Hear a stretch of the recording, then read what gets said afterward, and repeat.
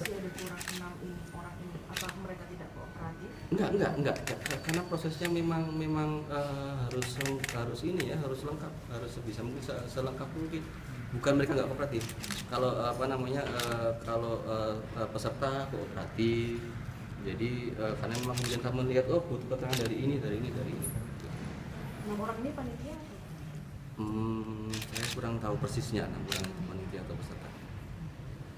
Ada rencana mungkin akan diselesaikan kapan untuk pemeriksaan dan akan pembahasannya dilakukan? Jadi Pak Rektor bilang dalam waktu 3 hari. 3 hari. Nah, gitu. Tapi teman-teman harus paham 3 hari itu tim ya. Tim kemudian kan keputusan akhir dan segala macam di rapat senator.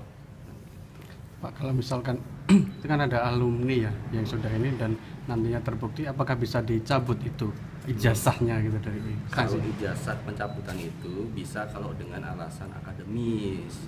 Ini kan bukan masalah akademis.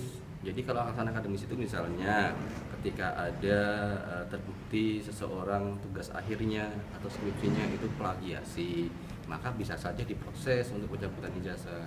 Tapi ini kan pelanggarannya bukan pelanggaran ranah akademis ya. Jadi kalau saya tampaknya susah untuk mengarah ke sana karena nanti jadi aneh gitu.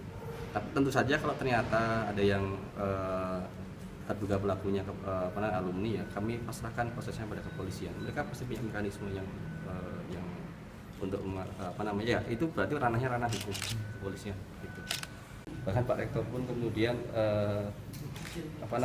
ya nggak terima surat nggak sempat baca yang 16 itu. Tapi kami berkomitmen besok akan diantar.